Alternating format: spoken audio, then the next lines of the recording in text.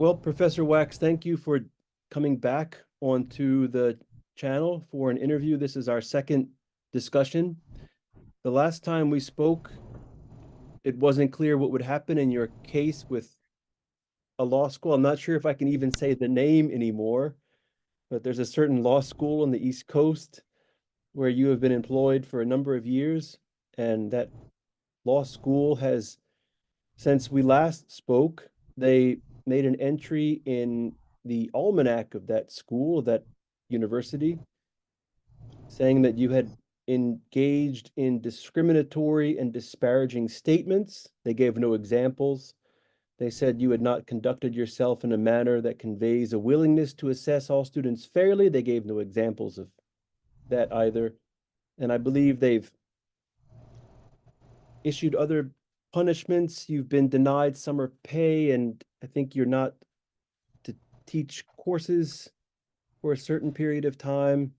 There was an article in the Wall Street Journal saying you've been suspended for making racist, sexist, inflammatory comments and so forth. I'd like to ask you, just first of all, this seems impossible in the United States of America that a professor who is engaged in research about high-level topics is being suspended for doing academic work. Is it true? Am I dreaming, or is this really happening? It happened. I mean, I have been punished for statements I've made in the media, being interviewed in articles that I've written. They claim that I've made offending statements to students or in class. Those claims are fabricated and distorted, or they're just trifling and absurd. They kind of tack that on out of confusion and insecurity. But basically, I have made statements, none of which they have denied are true. They don't even care about whether they're true or not, that they claim are discriminatory and unprofessional. And what it boils down to is really that apparently one is forbidden to say anything critical or negative about certain sacred groups of people. Any criticism is quote unquote discriminatory, which is a very strange use of the word discriminatory, very kind of a verbal manipulation. The word unprofessional, of course, can be used for anything. Hmm. And all of this is just a cover for a very strong message sent to our academic community. Do not deviate from the woke catechism, the pieties, the woke outlook on these hot button topics, or you will be punished. Certainly, the students take that message very clearly, the ones who talk to me. And of course, the school then sends up this smoke screen of abstract rhetoric about academic freedom, talking across differences, urging students not to self-center. Well, as one of my students said the other day, that is total BS. Hmm. They don't believe a word of it, Right. because what they say and what they do are completely at odds. If you look at what they're faulting me for saying, it's straight up conventional conservative opinions that challenge the bias narrative that, as you know, is at the heart of woke Right. dogma. Everything that bad that happens to minorities and especially blacks is due to racism and bias, never due to their own decisions, their own choices, their own self-sabotage or whatever. Also, other statements about differences between groups that have been well documented that one is not allowed to talk about on campus. We are under some very, very narrow restrictions on campus Right. in what can be said. And what is striking to me is how few people dare to violate those very, very restrictive rules. the result, of course, is that the students are uh, both ignorant, they are very ignorant, much more so than I think in the past, but also intimidated and inhibited. Their brains are in a kind of straitjacket, Hmm. and that is really incompatible with any sort of meaningful education. So, that is not a great situation. And of course, they're paying top dollar for it. Right. They're paying massive amounts of money for what is essentially, a madrasa, a Hmm. woke madrasa, Woke really. madrasa. That's a good Uh, way to put it. it's a woke Interesting. madrasa.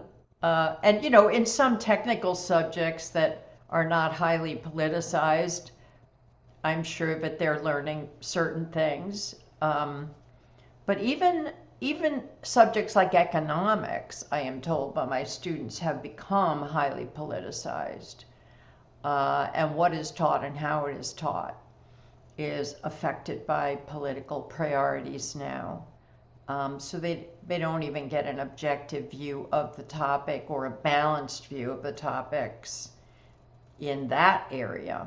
Well, it is social science, so it's highly manipulable, and can easily become a cover for partisan priorities. Um, so it's spreading like kudzu. Hmm. There's politicization of the subjects. Philosophy is another one. Hmm. Um, I am told by my students who take philosophy courses or major in philosophy that philosophy is nothing like what it used to be, Hmm. and that is very disappointing to them. Once again, the students that reach out to me, and a lot of them do, quite surprising number, are the ones who, see through a lot of this and are dissatisfied with it. They don't drink the Kool-Aid, and they understand what's going on. They understand it very well. They don't speak up about it, and they don't dare to challenge the powers that be. Right. My own law school dean, for example, has signaled very strongly, we're not going to talk about the Wax case. We don't need to justify it. We don't need to go into the particulars. Hmm. It's all, the excuse, of course, is this confidentiality business, and the students get the message. Right. Don't ask the administration why they did what they did to Professor Wax. Hmm. Well, it's indefensible. That's why they won't talk about it. They can't defend it. They can't coherently defend what they did to me as consistent with all the principles that they're espousing, especially after October 7th. I mean, there's just gross inconsistency Right. there, I wanted to bring quite that. quite blatant. I wanted to bring, this is a separate case. This is at Columbia Business School, but an assistant professor there named Shai Davadai has been forbidden to come to campus, and he's been one of the only outspoken people on that faculty in favor of Israel in the midst of a war against Jews. He's one of the only people who's spoken up and said, this is what's happening on campus is not right. Calling for the genocide of Jews is simply unacceptable. And he's been suspended. And of course, the people calling for the genocide of the Jews, they are welcome. They're setting up tents and so forth. It's grossly unfair. The Mhm. principles they espouse are they ring hollow. I wanted to ask you about your own case.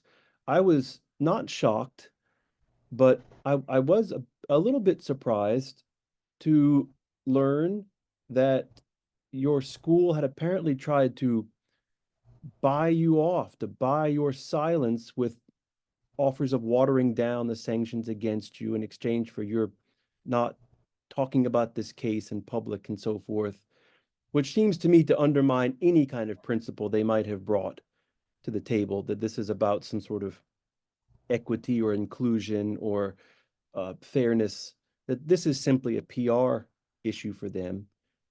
And about the details, you've made some statements about representations of groups at law school. And if those claims that you've made are not true, they can easily refute them by simply releasing the data that they have on admissions, which I believe they refuse to do. So it does seem like a smokescreen. It seems like you have been sacrificed, that you've been made a pariah to distract attention from what they themselves seem to believe is an indefensible position. It seems that they have simply hung you out to dry so they don't have to answer detailed questions. Is that a fair assessment of what's going on here?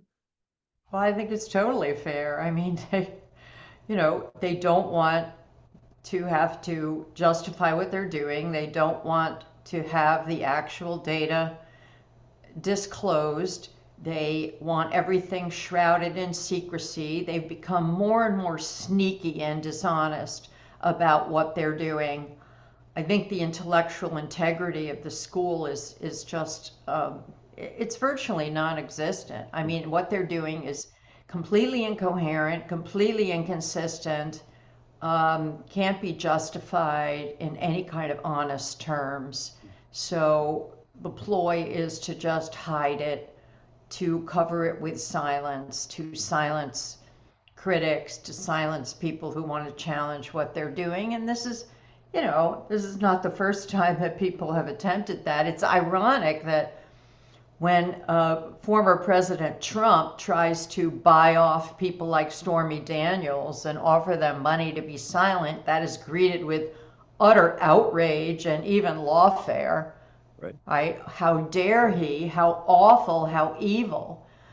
We need transparency. She has to be able to speak. Or when alleged victims of sexual harassment or sexual abuse, when they're offered deals to be silent in exchange for money, that's considered completely illegitimate.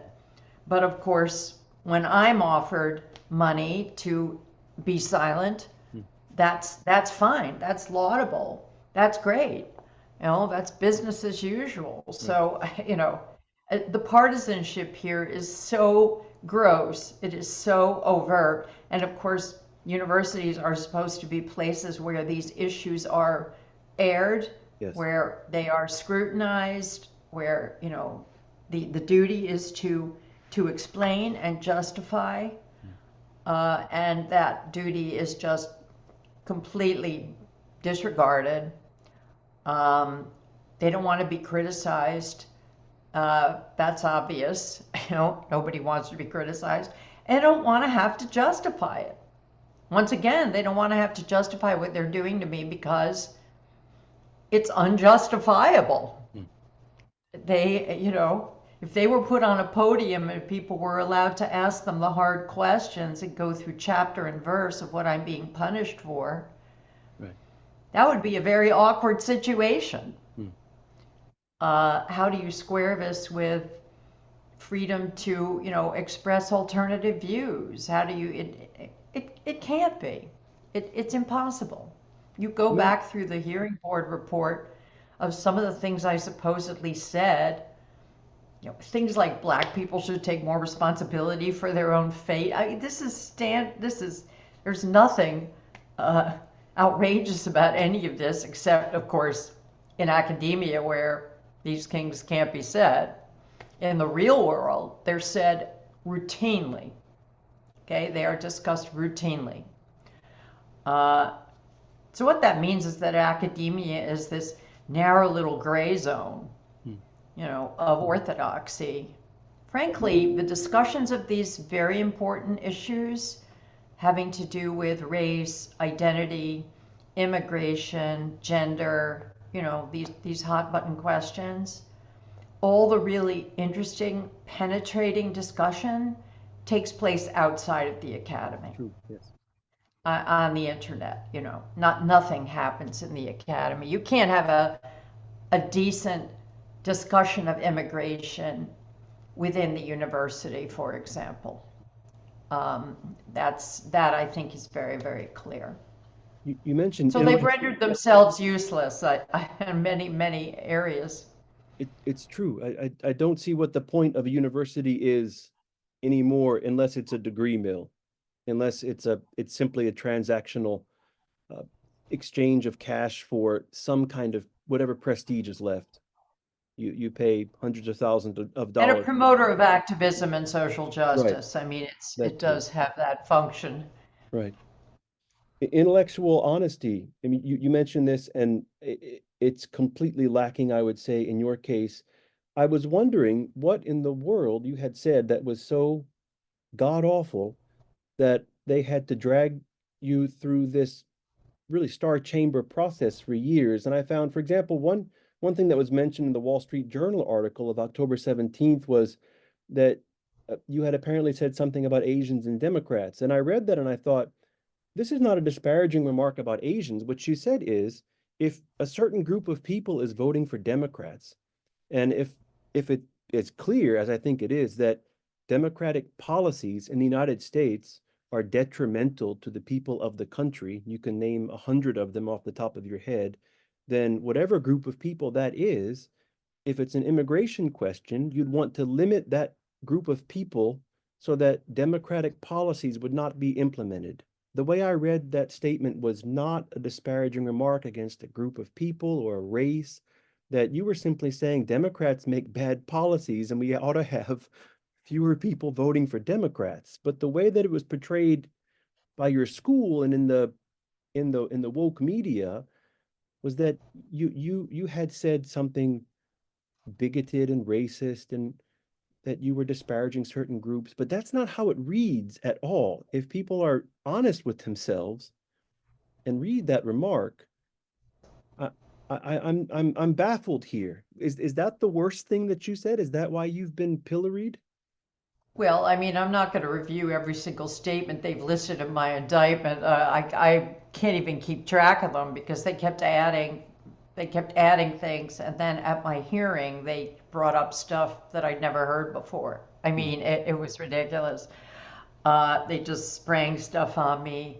I think they felt very insecure about a lot of the straight up accusations. They had to distort them, they had to misrepresent them, take these sound bites that fundamentally misrepresent the point that I'm trying to make. But yes, back to that remark, this was a discussion with an Asian friend of mine who is a Republican and a conservative, and we were talking about the issue of why Asians vote so overwhelmingly for Democrats, what's going through their mind, what's motivating them. We both agreed that the Democratic Party's policies are uniformly seem detrimental to Asians. I mean, maybe the only one that they might favor is they're, much looser about immigration. So they figure we'll just get more Asians in here. And if they think that's a good thing, they might favor that. But everything else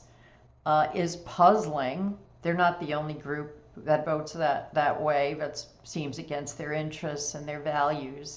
I would put Jews in that category myself, being Jewish.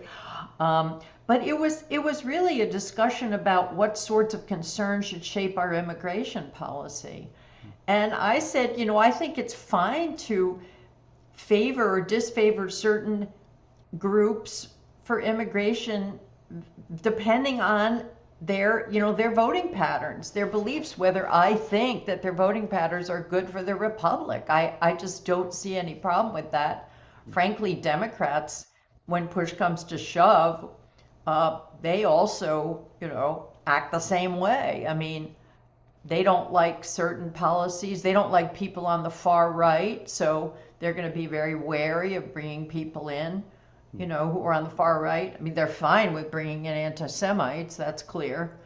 So there's unavoidable partisanship here in shaping immigration policy. And frankly, I think a lot of different considerations go into immigration policy, cultural, political, viewpoint based, and that sort of thing. People might disagree with me, then that's fine. But that's a perfectly valid viewpoint to put in the mix and think about, right? But that's been transformed into some kind of xenophobic statement. Everything is shoved under the rubric of racism, xenophobia. I mean, you can't say anything mm, and without getting that label put on you. And then the discussion just comes to a halt. And there is a very strong element of intellectual dishonesty here that just ran throughout my entire indictment, my proceedings. Although I'm going to have to say that at times I wondered whether what was stronger here, the stupidity of the people who were persecuting me and prosecuting me, or bad faith and intellectual dishonesty. It's sort of mm, an unholy brew of both, because I was very unimpressed mm, by the people who accused me, the hearing, the hearing board, mm, their decision. I mean, these were really embarrassing mm, pieces of work here. The woman who chaired my hearing board, Sigal Ben Porath, who's an education professor, is Penn's supposed expert on free speech, academic freedom, and First Amendment rights. I mean, let me just say that this woman is not a clear thinker. mm, She is far inferior to people at other universities who are experts in this field. mm, People like Keith Whittington, now at Yale, mm, Cass Sunstein at Harvard Law School, John McGinnis at Northwestern. These people know the law, mm, they know it inside and out, they think clearly about it. I don't necessarily, they write clearly about it. I don't necessarily agree with every single thing they say, mm, but I always read their work carefully because I learn a lot and I agree with most of it. mm. Well, she doesn't hold a candle to these people. I mean, it's shocking and embarrassing that Penn holds this person up as their person on this very complex and important topic. Mm, She's no good. mm. I mean, it's just so obvious. People say, how dare you criticize her? How dare you? That's my job as an academic, to Yes. pass judgment. But no judgment can be passed at Penn. No negative judgment.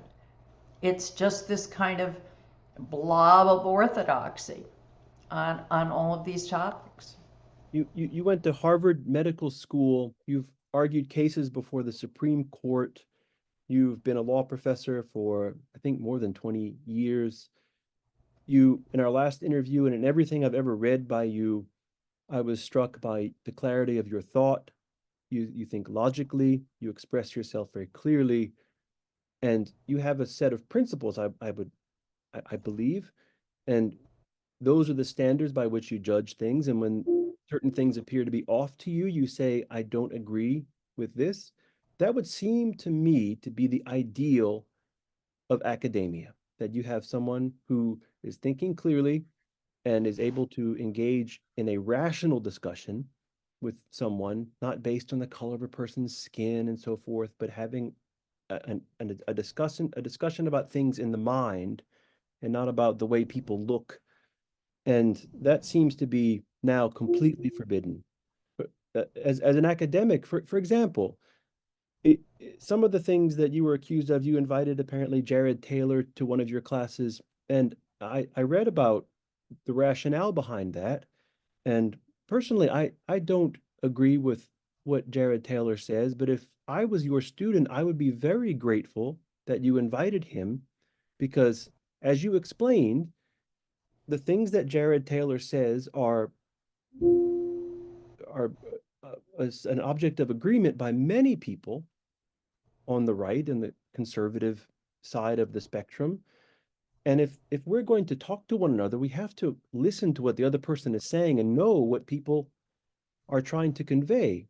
So if there was, I went to the University of Wisconsin and we had any number of hard left, radical, socialist, communist, overthrow the government, blow up the patriarchy. We don't need men. We don't need heterosexuals. We certainly don't need any white people at all in the They're country. villains, they're evil, And they're there destructive. was no Yes, of end to course, it's this. okay to say those Donald things. Trump is Hitler. Republicans are the devil. And I lay my cards on the table. I voted for Donald Trump in 2016, happily so. I suppose that makes me a partisan of the most evil conglomerate of people that ever lived. And yet I sat there and listened to what people were saying, and I did get offended, but I thought we would have a discussion about it. To invite someone like Jared Taylor or anybody else who has a controversial idea and talk with them, isn't that your job as an academic to say, look, this is what people think, and if you don't agree, then you can formulate your own argument and rebut that. I suppose that's out the window too now in academia. We just agree with one Well, I mean, absolutely. The weird thing about Jared Taylor is you said, well, I disagree with what he says.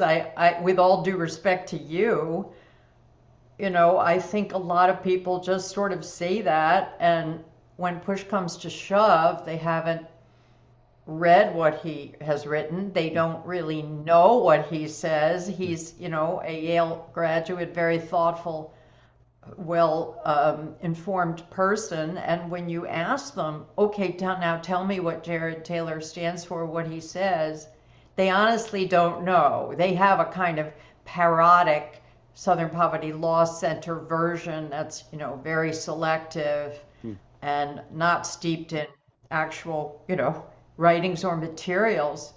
So what I've noticed is this knee-jerk condemnation because they're told, this is from students and others in university, they're told that this person is evil and that his ideas are unacceptable. But when you come right down to it, they have no notion of what his ideas are. I mean, they literally do not know. So, this is called an education. Right. You bring someone in who, is one of the representatives of the so-called far right, and there are a lot of different ways of describing it. Most of them are coming from the left, of course, so that people can educate themselves and inform themselves of what this part of the conservative movement really stands for, what they want, what vision they have for society, what the basis of that vision is, all of these really important, complicated questions. And of course, the establishment wants to ensure that they never get asked, that those questions never get aired.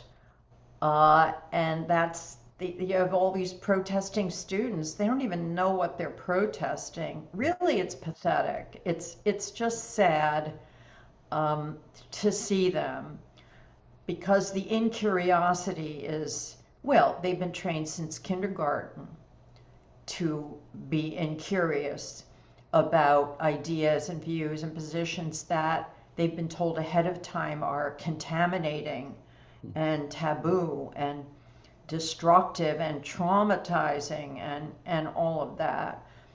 And that has made them very, very stupid. I will use the word stupid.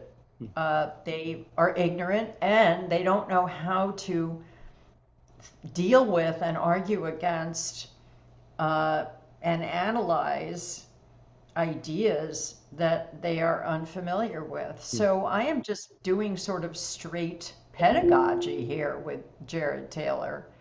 Um, Part of it is I'm trying to educate myself about a topic I don't know a lot about. And so, we are all learning together, my students and I, when we bring in Jared Taylor. The whole idea that, he shouldn't be allowed to speak is just, one doesn't know where to begin. It is so antithetical to everything that a university should be. The whole right side of the political spectrum, actually, is something that the vast majority of students are completely ignorant of and uninformed about. They know nothing about conservatism except, once again, in the most superficial and parodic and contemporary forms of, a little bit about Ronald Reagan or whatever. Well, I mean, Ronald Reagan is not conservatism. He is a conservative in some ways, Um, and Trump is, not conservatism for sure, the whole of it. Hmm. Um, so that kind of ignorance and incuriosity is now just standard, and it is approved and it is encouraged Hmm. by the administration and by the professoriate Hmm. at our great universities. You've done a And yet service it's to out there in the real world. I mean, right. we have Trump and a close election that could go either way. I'm sure that, the elites, the right thinking blue state elites are just gobsmacked. Like, how did this happen and what's going on? You know, it's a complete mystery to them, Hmm. uh, because, once again, you're not allowed to think about it, talk about it, or ask about it. Hmm. You've you've been educating me. You've done me a service in the past 5 minutes. I have not read anything, I think, beyond a few articles by Jared Taylor. I've read only what I've read about him. You're exactly right. Right. In my case, I've not Everybody read is in his the book. same boat. Nobody's.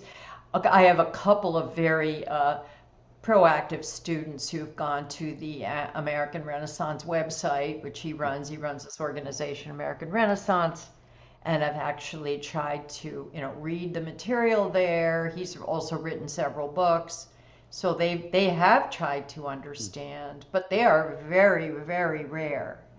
They are vanishingly rare. Um, the students who do that about many topics on the right. Hmm. You've you've been educating me as we're sitting here, and that's what I would imagine your job is to point I to thought so. I thought it was.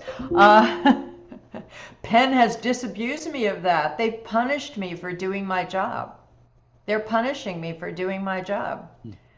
And that what that means for higher ed is quite disturbing. It Quite seems disturbing. it seems devastating. Now there's a playbook. Now, if anybody, any institution wants to get rid of anyone, they simply thumb through the pages and see what happened to Professor Wax at Penn, and it's very easy now to do, it would seem. Well, it was always easy, but they refrained from doing it. And now, for some reason, they've become emboldened to do it.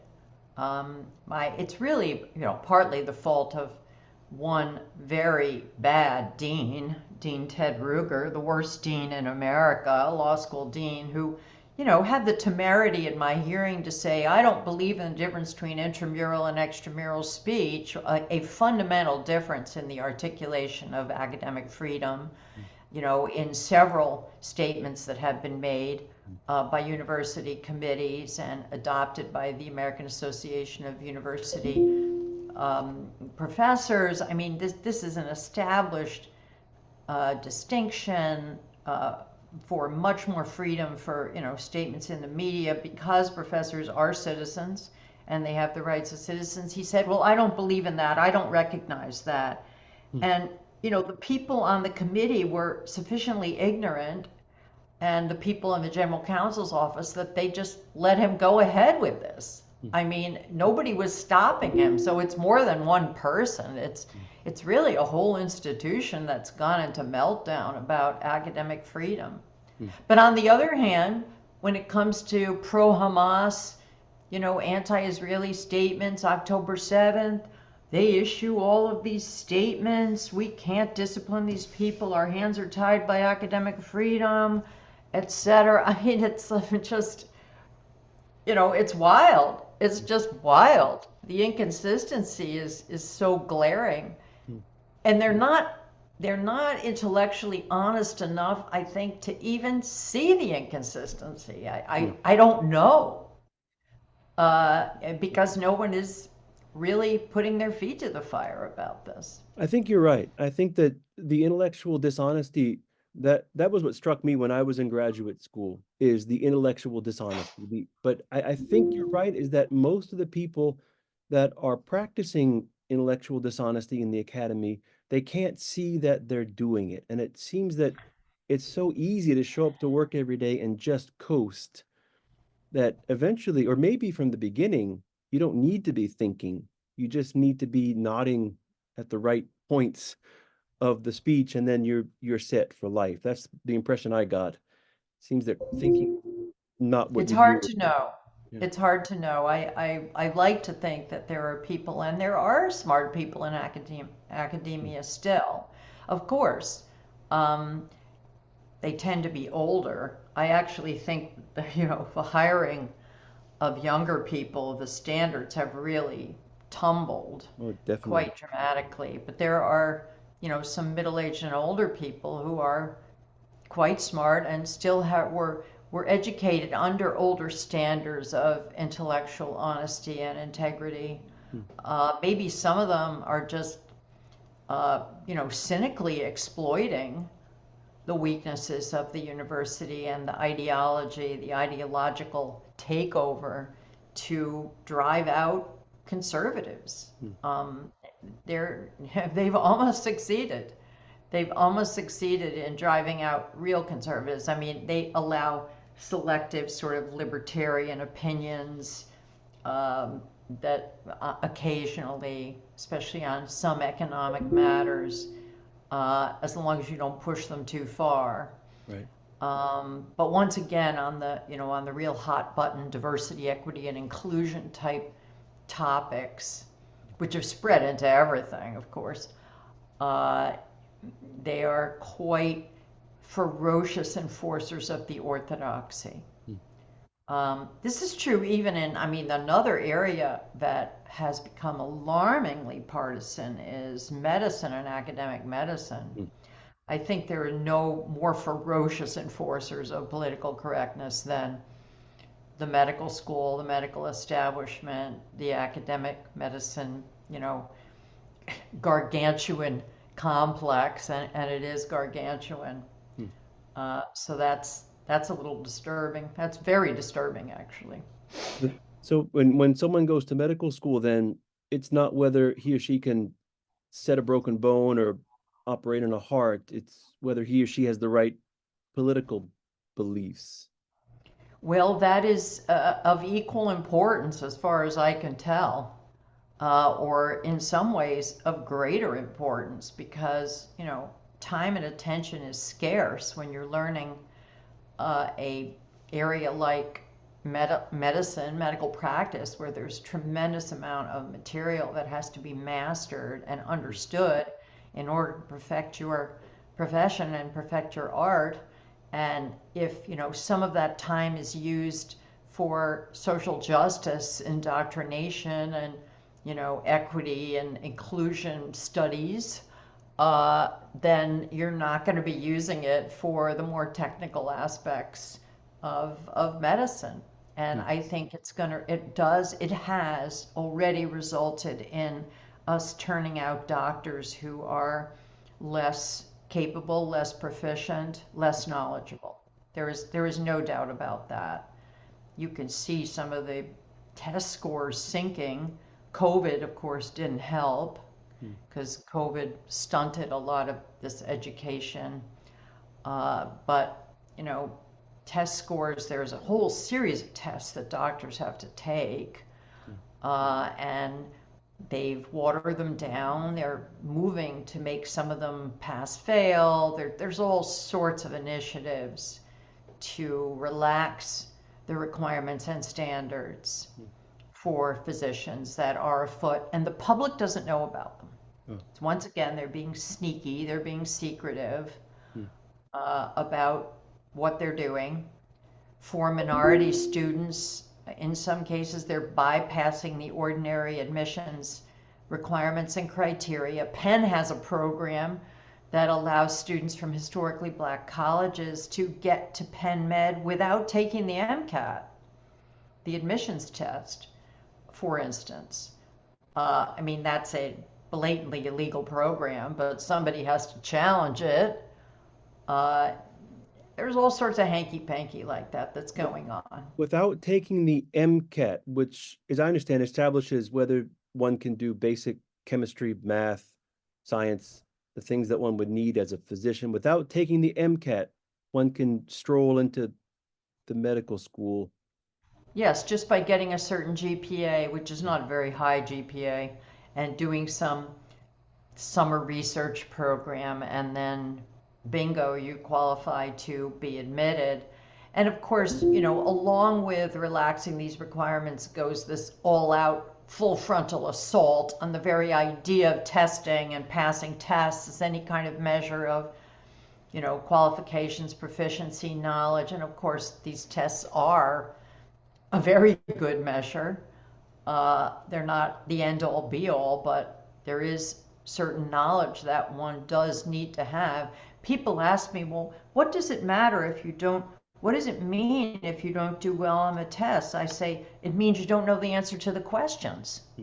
It's really that simple, So if you don't think you need to know the answer to the questions, no problem, but you do need to know the answers. You do.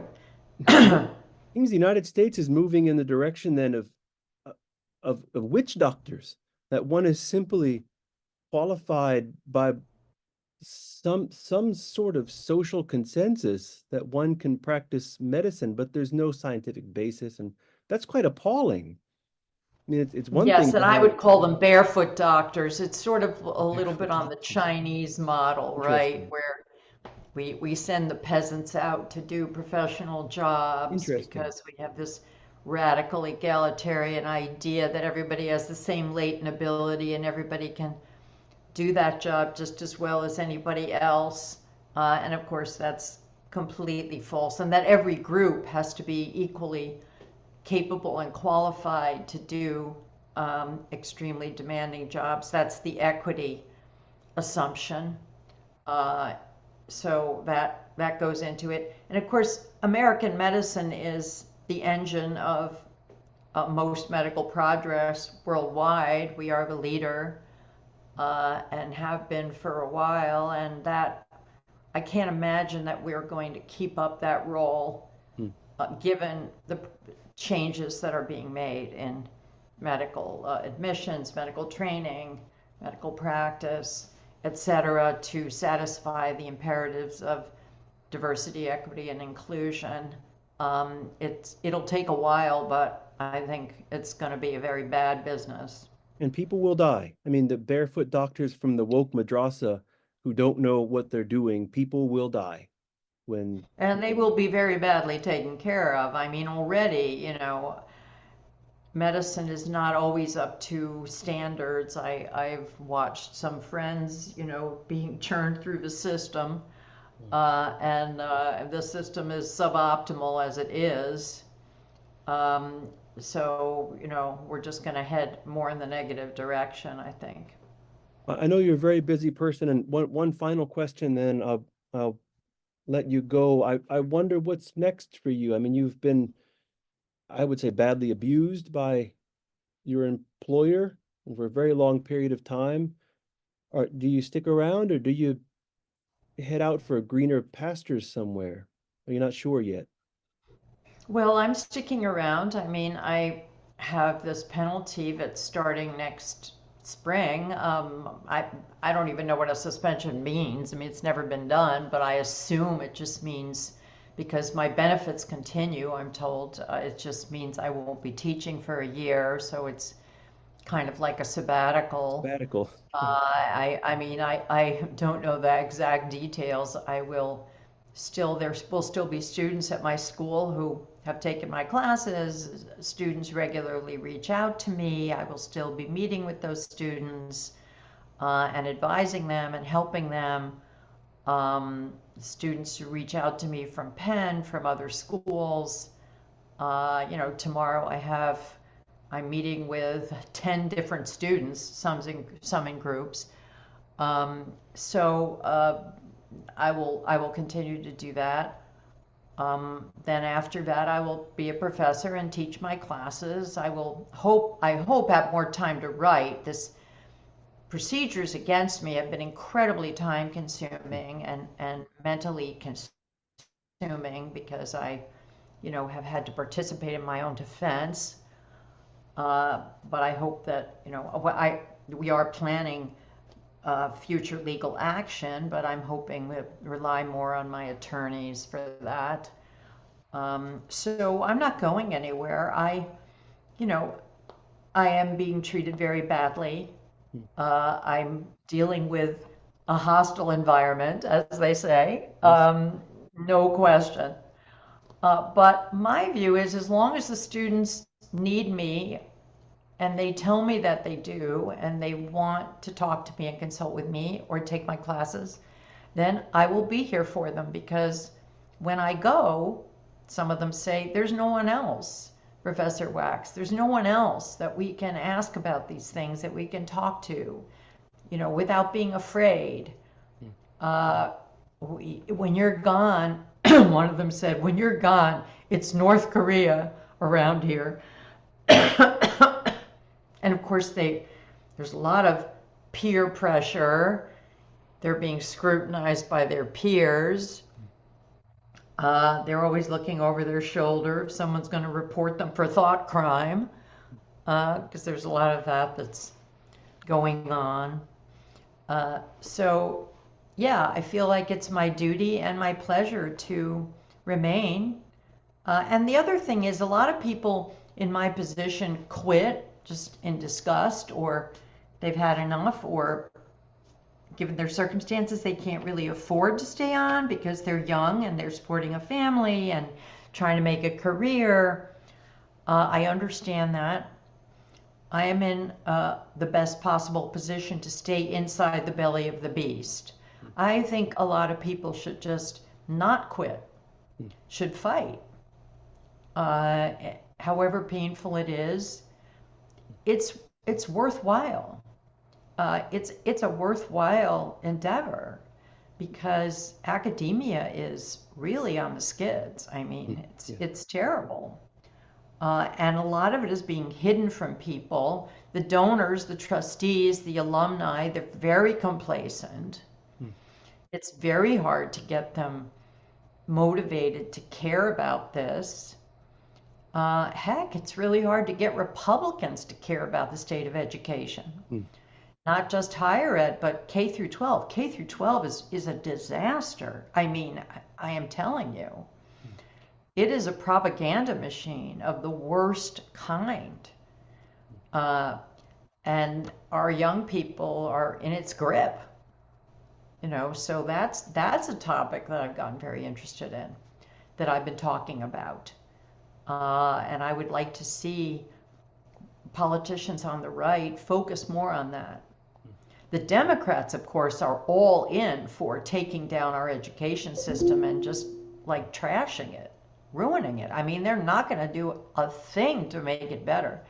They're just bound and determined to make it worse. They're behind every one of these horrible trends, the sexualization of elementary school children, the woke propaganda in the schools, the denigration of Western civilization, Western culture, Western achievements. I'll just close by talking about a TikTok video I saw the other day that was just shocking. It was on one of the Twitter accounts I follow. I try not to spend too much time on Twitter, but as you know, it's very tempting. But it was a video of Black people, some of them, clearly educated, Black group of young people mostly. Many of them, obviously mixed race, light skinned. And the question that was asked them is, can you tell me something that white people are good at? Right? So the first woman just laughed hysterically, and then it was on and on with, oh, really good at stealing stuff, from other people and then claiming they invented it or did it, at violence, at fear of things they shouldn't fear, of oppressing people, of, degradation and vandalism. And I mean, they just went on and on with every negative thing you could possibly imagine, completely oblivious to the irony I mean, I'm sorry to say, but if you were to compare white people versus black people in this country and who's more violent, the data tell us that blacks are more violent, right? If you were to actually look objectively at the true contributions of various cultures and sections of the globe throughout history, I mean, Europe is just outsized in what it has contributed to modern life, to prosperity, to technology, to science, to every good thing. And no, they did not steal it from other people. That is just a lie. So the propagation of inaccuracies, of lies, the free for all for denigrating whites and European culture is just striking. Well, where did they get that? A lot of it is just gotten from their schooling, They're teachers, right? what they're taught in school, Right. right? And it's pretty amazing. Penn accused me of inequitably targeted disrespect, a phrase they completely made up. Well, that if that video is not inequitably targeted disrespect, I don't know what is. So that standard is also selectively applied. Um, That anyway, listening to that as someone who's also in an educational environment, it just broke my heart that students would be consumed with hatred like that. I mean, that's not an education of any kind. That's simply being propagandized and parroting it for the internet. And you're trying to bring standards to education, and you've been shown the door. Professor Wax, there are a lot of people who are pulling for you and are pulling for higher ed. It really warmed my heart to hear you say you're going to fight. And I've seen the past few years, you and other friends, academic freedom is not an abstract concept. People have to stay and fight for it. And I think you are doing us all a service by staying on the front lines. Thank you so much for your time, and we're wishing you all the best. thank you. Thank you for having me. It's an honor. Thank Bye. you. Good night and good day. Bye. Bye.